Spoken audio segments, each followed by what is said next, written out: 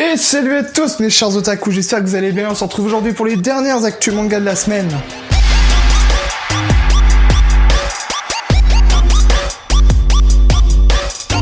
Et commençons tout d'abord par parler de The Promised Neverland, manga de type shonen écrit par Kei Ushirai et Bozuka Demise. Il est sorti dans un premier temps au Japon en août 2016 dans les magazines Shonen Jump, chez l'éditeur Shueisha. Shueisha.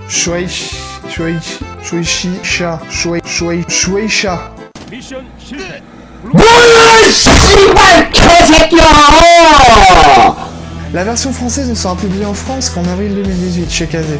On y raconte le quotidien de Emma, Norman et Rei, et de leurs camarades vivant au sein d'un orphelinat. Alors que la version ADN vient tout juste de sortir chez ADN et Wakanim, c'est une version cinématographique qui se prépare et qui devrait voir le jour d'ici fin d'année 2020. La réalisation du film a été confiée à Yuichiro Hirakawa et Noriko Goto, les deux ayant précédemment participé au film Life Erased, sorti en mars 2016. En parlant de films d'animation, alors que le dernier épisode de la série animée Dragon Slayer vient juste de se terminer, on a pu apprendre en ce même temps qu'une version cinématographique animée devrait aussi voir le jour d'ici fin d'année 2020. Celui-ci adaptera l'arc Demon Train et sera produit par le même studio que l'animé, c'est-à-dire Ufotable. On devrait avoir de plus amples informations très prochainement. En attendant, pour les fans de ce manga, vous pourrez retrouver la version animée chez Wakanim et la version manga chez les éditions Panini. Et c'est une page qui se tourne pour Hiro Mashima et tous les nombreux fans de Fairy Tail. C'est après un total de 63 volumes, 328 épisodes, 9 OAV et 2 films d'animation que le mangaka ferme ses portes à un monde fantasy très apprécié de ses fans. Mais rangez vos mouchoirs mes petits otaku, car c'est pas la fin pour vos héros préférés. En effet, Mashima lancera très prochainement une mini-série en collaboration avec Shonen Magazine. Du nom de Heroes, il s'agira d'un crossover de ses princes-séries tels que Rei, Fairy Tail et Eden Zero pour célébrer les 30 ans du magazine. En parallèle, Eden Zero compte bien suivre la lignée de son grand frère, puisque le 6ème tome vient tout juste de paraître au Japon. C'est-à-dire qu'en France, celui-ci arrivera très prochainement. Alors que la sortie des jeux très attendus Pokémon Épée et Bouclier arrive à grands pas, il a été annoncé le 29 septembre, après l'épisode hebdomadaire de Pokémon, la suite des aventures de Sacha et de ses amis.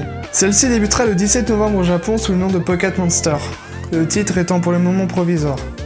Sans suspense, la série concernera bien évidemment la 8ème génération.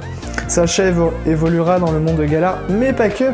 La série s'étendra sur toutes les régions précédentes comme le dépeint, le visuel, dévoilé pour l'occasion.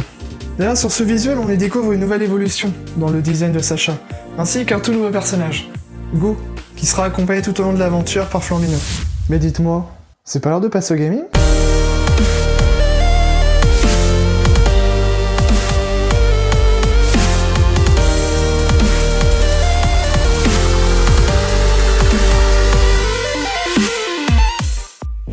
Et oui, depuis peu, Mario Kart Tour est sorti sur une chère plateforme Android et iOS.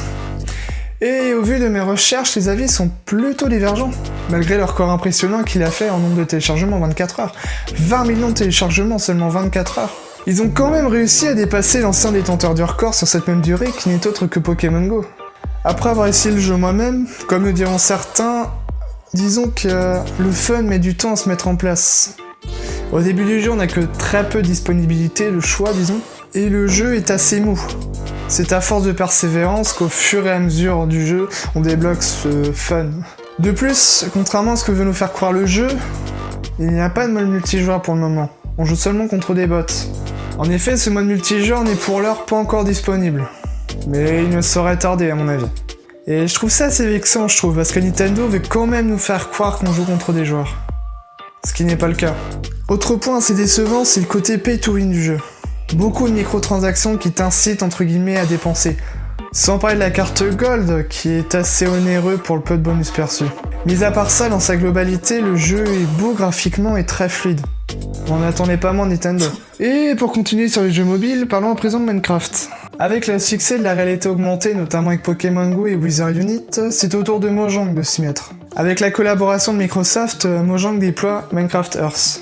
Le jeu n'est pour le moment accessible que pour une poignée de joueurs localisés dans les grandes villes. Et il sera néanmoins disponible ce mois-ci en accès anticipé pour une poignée de pays. On ne sait pas encore lesquels, mais une chose est sûre, c'est que la France en fait partie. Tout comme les autres jeux en réalité augmentée, on pourra y découvrir un monde plein de ressources, explorer des donjons et affronter des monstres multi. Pour de plus amples informations, il est possible de s'inscrire à la newsletter sur le site Minecraft Earth pour se tenir au courant de sa sortie.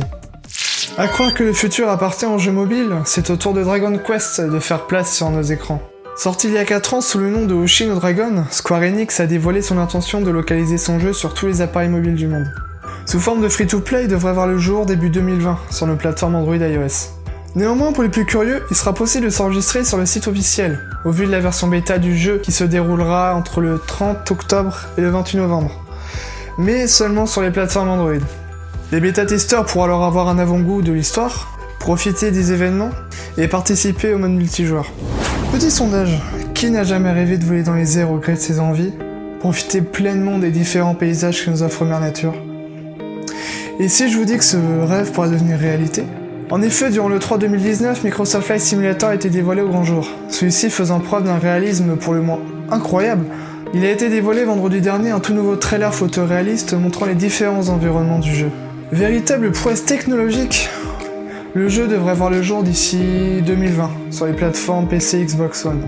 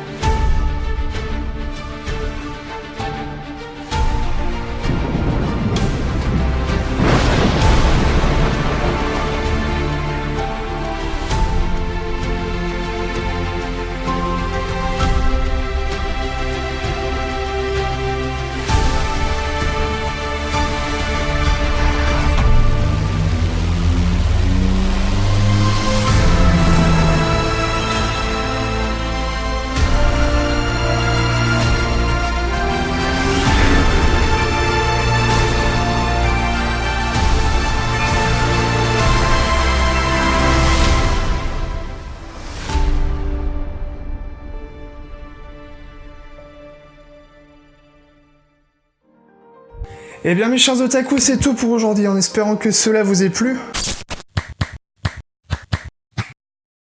En tout cas, je tiens à vous remercier pour tous les commentaires laissés, pour tous vos avis, pour tous vos retours positifs. Vous avez été vraiment nombreux à réagir à ma première vidéo. Là, à l'heure actuelle, on est à quasiment 200 vues sur la vidéo. Pour une première vidéo, c'est tout juste énorme. Et en tout cas, sachez que ça m'a motivé et ça va me motiver à vous proposer un contenu de meilleure qualité. Moi, je m'éclate au montage et j'espère que vous éclatez à regarder vos vidéos. C'est le but que je recherche. Vous divertir, me divertir. Et en tout cas, je vous remercie énormément pour tous vos retours, pour tous vos commentaires. Et c'est sur ces mots que je vous laisse. Je vous dis à la semaine prochaine pour une toute nouvelle vidéo du Japonette. Matane!